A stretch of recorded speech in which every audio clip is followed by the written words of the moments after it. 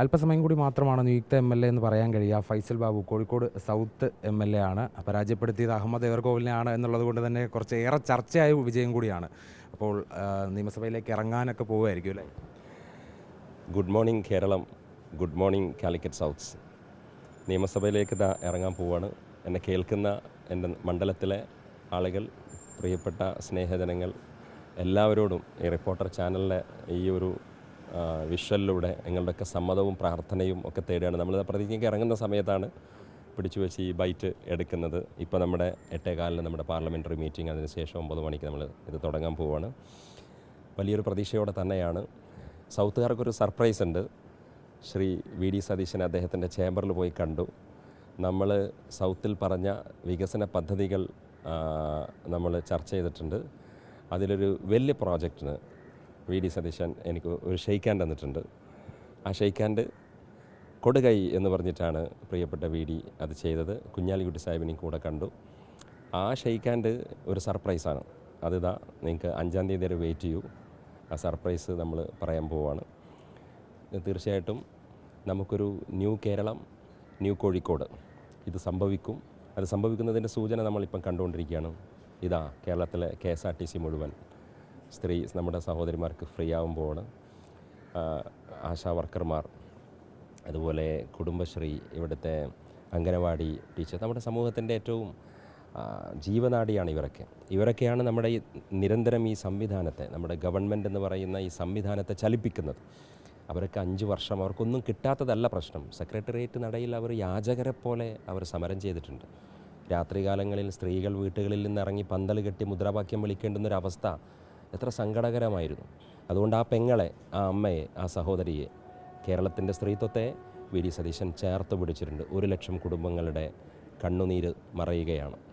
അങ്ങനെ കേരളം ഒരു പുതിയ കേരളത്തിലേക്ക് ചുവടുവെക്കണം. ഒരു പോസിറ്റീവ് CM നമുക്കുണ്ടാവേണ്ട, എല്ലാവർക്കും ആക്സസ് ആയ ഒരു CM, ഒരു രാജാവിനെ പോലെ ഈ CM ഞാനില്ല എന്ന് പറഞ്ഞിട്ടുണ്ട്.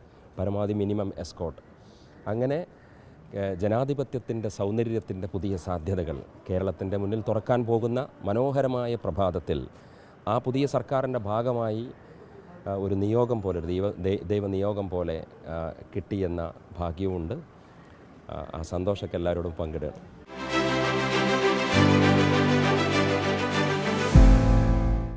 മുഖ്യമന്ത്രി കുറിച്ച് പറഞ്ഞു, പക്ഷേ ടീം VDS എങ്ങനെയുണ്ട് ഇത്തവണ പുതിയ മന്ത്രിസഭ?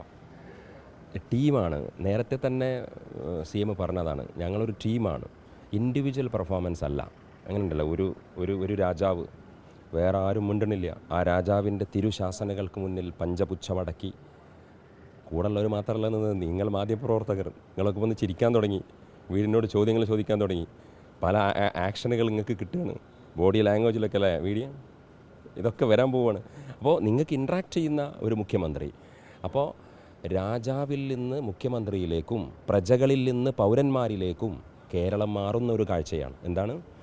രാജാവിൽ നിന്ന് കേരളം ഒരു മുഖ്യമന്ത്രിയെ കാണുകയാണ്, പ്രജകളിൽ നിന്ന് ജനം പൗരന്മാരായി മാറുകയാണ്.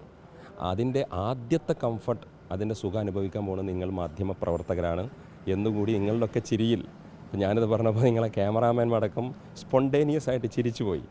അതുകൊണ്ട് എല്ലാവർക്കും എന്തും ചോദിക്കാൻ പറ്റുന്ന, ക്രോസ് ചെക്കിംഗ് നടത്താൻ പറ്റുന്ന, കൗണ്ടർ പറയാൻ പറ്റുന്ന ഒരു കേരളത്തെ നമ്മൾ ഉണ്ടാക്കുകയാണ്. VDS അല്ലേ? VD Satheesan, very dynamic, specific and sharp.